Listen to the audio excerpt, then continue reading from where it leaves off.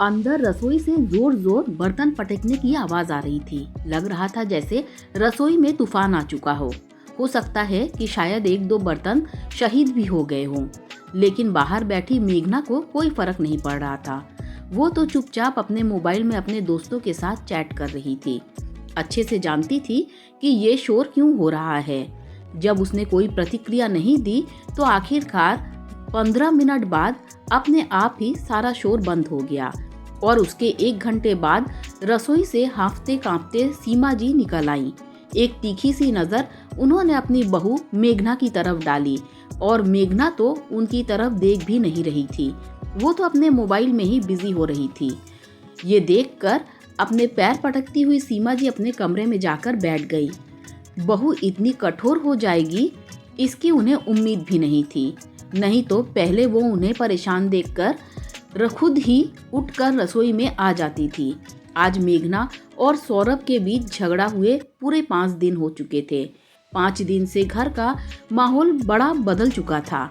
दोनों एक दूसरे से बात तक नहीं कर रहे थे, लेकिन ना तो सौरभ और ना ही मेघना झुकने को तैयार थे और इसका खामियाजा तो सीमा जी भुगत रही थी।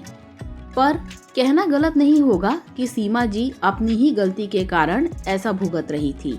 आखिर बेटे बहू में झगड़ा करा के उन्हें बड़ा मजा आता था, तो अब उस मजे की सजा तो मिलनी ही थी। इस बार यह मजा इस रूप में उभर कर आएगा ये तो उन्होंने सोचा ही ना था। मेघना और सौरभ की शादी को 1 साल हो चुका था।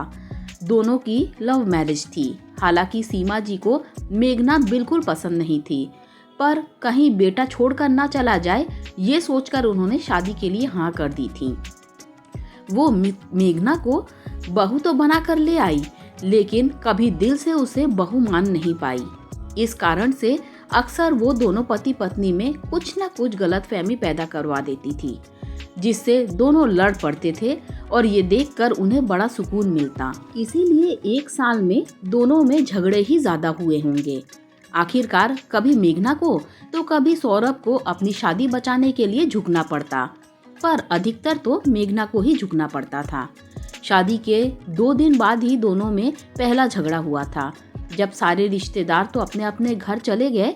पीछे से घर में सीमा जी, मेघना और सौरभ ही बचे। रसोई की रस्म तो 1 दिन पहले ही हो चुकी थी। शाम को मेघना रसोई में खाना बनाने जाने लगी तो सीमा जी ने उसे मना कर दिया। अरे बहू, अभी कहाँ रसोई में जा रही हो? अभी तो तुम्हारे हाथों की मेहंदी भी नहीं उतरी है। कुछ दिन आराम करो, मैं खुद अपने हाथों से तुम्हें बनाकर खिलाऊंगी। उनकी बात सुनकर मेघना ने कहा, पर मम्मी जी, घर में ले देकर हम 3 लोग ही तो हैं। मैं फटाफट खाना बना लूंगी, आप क्यों परेशान हो रही हो? अरे इसमें परेशानी की क्या बात है? अगर मेरी बेटी होती तो मैं अपनी बेटी को भी तो बनाकर खिलाती। जा तू आराम कर, मैं खाना बना लूंगी। उनकी बात सुनकर मेघना अपने कमरे में आ गई। कुछ ही देर बाद सौरभ आया तो सीमा जी सिर पर पट्टी बांधकर रसोई से निकली। उन्हें सिर पर पट्टी बांधे देखकर सौरभ ने पूछा, क्या हुआ मम्मी, आपको सिर दर्द हो रहा है? फिर आप रसोई में काम क्यों कर रही हो? अरे बेटा, खाना तो बनाना ही था ना। लेकिन मम्मी, अब तो बहू आ गई है, वो खाना बना लेती, आप क्यों बना रहे हो? बेटा, अब नई बहू से कैसे कहती तुम खाना बना लो, इतना तो उसे खुद। कहते कहते सीमा जी चुप हो गई, पर उनकी ये बात जिस तरीके से वो सौरभ तक पहुंचाना चाहती थी वो वैसे ही सौरभ तक पहुंच गई। सौरभ चिल्लाता हुआ मेघना के पास गया। मेघना, तुम्हें शर्म नहीं आती? मम्मी के सिर में दर्द हो रहा है और वो खाना बना रही है, जबकि तुम यहाँ कमरे में आराम से बैठी हो। क्या तुम खाना नहीं बना सकती थी? अरे पर मुझे क्या पता मम्मी जी को इतना दर्द हो रहा है। मैं तो खाना बनाने रसोई में जा ही रही थी, लेकिन मम्मी जी ने ही तो मुझे आराम करने के लिए कहा था। कह रही थी कि तुम नई बहू हो तो। अरे नहीं बहू हो तो क्या, तुम्हारा इस घर के लिए कोई फर्ज नहीं है? तुम्हारे होते हुए मम्मी परेशान हो रही हैं। तुम्हारी भी कोई जिम्मेदारी है या नहीं? मुझे तुमसे ये उम्मीद नहीं थी। सौरभ, क्यों तिल का ताड़ बना रहे हो? शायद तुम्हें कोई गलतफहमी हो गई है। अगर ऐसा है तो मैं जाकर खाना बना लेती हूँ। नहीं, तुम्हारे हाथ का खाना नहीं खाना, मैं खाना बाहर से मंगा लूंगा। बस छोटी सी बात का बतंगड़ बन गया और दोनों आपस में लड़ पड़े। पर ये देखकर सीमा जी को बड़ा मजा आया। रसोई में जाकर मेघना ने खाना तो बना लिया, लेकिन उस दिन सौरभ ने मेघना के हाथ का बना हुआ खाना नहीं खाया। अब तो वो आए दिन दोनों के बीच कोई न कोई गलतफहमी पैदा ही कर देती थी और फिर खुद बैठकर तमाशा देखती। दोनों के सामने ऐसी मासूम सी बन जाती जैसे उन्हें कुछ पता ही न हो कि क्या बात हुई है। पर इसका असर अक्सर यही होता कि सौरभ मेघना के हाथ का बना हुआ खाना खाना छोड़ देता और जब तक मेघना आगे होकर माफी नहीं मांग लेती तब तक या तो वो बाहर से खाना लाकर खाता या फिर सीमा जी अपने हाथों से उसे खाना बनाकर खिलाती। अब सीमा जी को परेशान होता देखकर मेघना खुद ही 1-2 दिन में माफी मांग लेती। पर धीरे धीरे मेघना को समझ में आने लगा कि ये सब सीमा जी का करा धरा होता है और वो पति पत्नी बेवजह एक दूसरे से बस बेवकूफों की तरह लड़ते रह जाते हैं। अभी 5 दिन पहले कोई भी बात नहीं थी। वो शाम भी और शाम की तरह ही थी। सौरभ उस दिन जल्दी ऑफिस से फ्री हो गया तो उसने मेघना को फोन करके कहा, तुम जल्दी से तैयार हो जाओ, हम मूवी देखने चलेंगे, बस मैं थोड़ी देर में ही आता हूँ। उसकी बात सुनकर मेघना ने फोन रखा और फटाफट रसोई में सीमा जी के लिए खाना बनाने चली गई। मेघना को रसोई में जाते देखकर सीमा जी ने पूछा, अरे बहू, आज इतनी जल्दी रसोई में?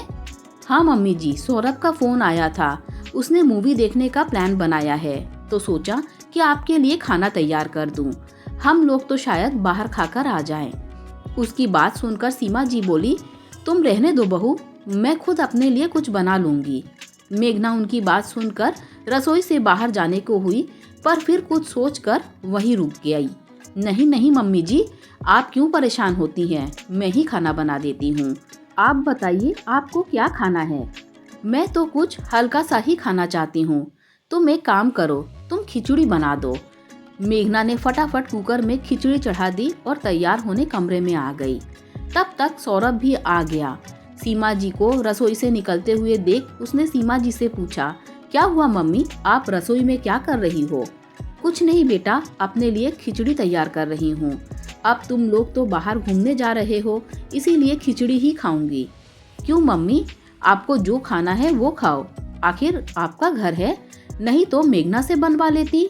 बहू तो तेरा फोन आते ही तैयार होने कमरे में चली गई, इसीलिए अपने लिए खिचड़ी ही बना रही हूँ। सीमा जी ने दुखी होते हुए कहा। ये सौरभ को बिल्कुल अच्छा नहीं लगा और इतनी सी बात का उसने बतंगड़ बना दिया और तब से सौरभ और मेघना के बीच में झगड़ा चल रहा है।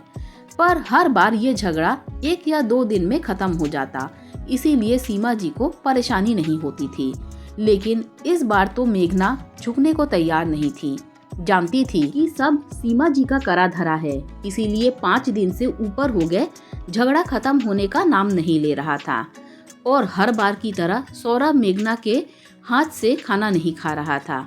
अब रोज रोज तो बाहर का खाना पचता नहीं, तो मजबूरन सीमा जी को ही खाना बनाना पड़ रहा था। पहले दिन तो खाना बाहर से ही आ गया, पर अब पूरे 5 दिन हो गए उन्हें रसोई में सुबह शाम खाना बनाते हुए। मेघना के आने के बाद काम करने की आदत तो वैसे भी छूट गई थी, तो अब पसीने छूट रहे थे। जैसे ही सौरभ घर आया उसने सीमा जी को आवाज़ लगाई, मम्मी बहुत ज़ोरों की भूख लग रही है, जल्दी से खाना लगा दो। फिर एक नज़र मेघना की तरफ देखा और चुपचाप मुंह फेरकर कमरे में चला गया। सीमा जी भुनभुनाती हुई अपने कमरे में से आई और सीधे रसोई में चली गई। तब तक सौरभ भी चेंज करके बाहर आकर डाइनिंग टेबल पर बैठ गया। इतने में सीमा जी अंदर रसोई से खाने के बर्तन लेकर आई और डाइनिंग टेबल पर जोर से पटकते हुए बोली, कब तक चलेगा तुम दोनों का ये ड्रामा? परेशान हो गई हूँ मैं। अरे इस उम्र में मुझको काम करना पड़ रहा है तो क्या फायदा तुम दोनों बेटे बहू का। सीमा जी की बात सुनकर सोफे पर बैठी हुई मेघना बोली, अब मैं क्या कर सकती हूँ मम्मी जी, आपके बेटे तो मेरे हाथ का बना खाना खा नहीं रहे हैं। तो उसकी बात सुनकर सौरभ बोला, क्यों खाऊं तुम्हारे हाथ का बना खाना? जब तुम्हारे होते मेरी मम्मी को परेशान होना पड़ता है, तुम्हें सिर्फ अपना स्वार्थ दिखता है, लेकिन ये परिवार नहीं। अच्छा, मैंने कौन सा स्वार्थ दिखाया बताओगे तुम? उस दिन जब हमें मूवी देखने जाना था तो मम्मी के लिए खाना नहीं बना सकती थी?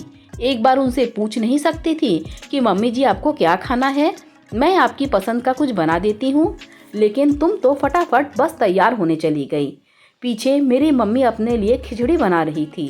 शर्म आनी चाहिए तुम्हें। अच्छा मम्मी जी, खिचड़ी किसने बनाई थी?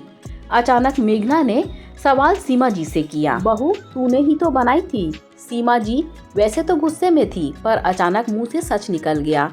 सब सुनकर सौरभ एकाएक सीमा जी की तरफ देखने लगा और बोला, पर मम्मी उस दिन तो तुमने कहा था कि तुम रसोई में अपने लिए खिचड़ी बना रही हो। उसकी बात सुनकर सीमा जी को याद आया कि वो गलत बोल गई, पर फिर अपनी बात को संभालते हुए बोली, अरे तूने कुछ गलत सुन लिया होगा। एक तो खुद ढंग से सुनता नहीं है और फिर छोटी सी बात का बतंगड़ बना देता है। अब जब मम्मी ही बात से पलट गई तो सौरभ क्या ही करता। उसने मेघना की तरफ देखा तो मंद मंद मुस्कुरा रही थी, जैसे कहना चाह रही हो कि अब बताओ कौन गलत है। कहीं बात ज़्यादा ना बढ़ जाए और सीमा जी की पोल ना खुल जाए, ये सोचकर सीमा जी सौरभ से बोली, अब खड़ा खड़ा देख क्या रहा है, खाना खा ले, और फटाफट रसोई में चली गई। पर खाना परोसते समय एक बार भी सीमा जी ने सौरभ से नजरें नहीं मिलाई। अब धीरे धीरे सौरभ को भी समझ में आने लगा, पर अपनी मम्मी से क्या कहता, इसीलिए चुपचाप खाना खा रहा था। बस वो दिन था और आज का दिन है। पहली बात तो सीमा जी खुद ही दोनों के झगड़े कराने से बचती थी, क्योंकि उन्हें पता था कि मेघना फिर अपनी जिद पर आ गई तो घर का सारा काम की जिम्मेदारी उनकी हो जाएगी। और यदि कभी ये कीड़ा कुलबुलाता भी था तो सौरभ मेघना और सीमा जी को ही आमने सामने कर पूछ लेता था। दोस्तों, अगर आपको ये कहानी अच्छी लगी हो तो लाइक शेयर सब्सक्राइब कीजिए। Thanks for watching this video.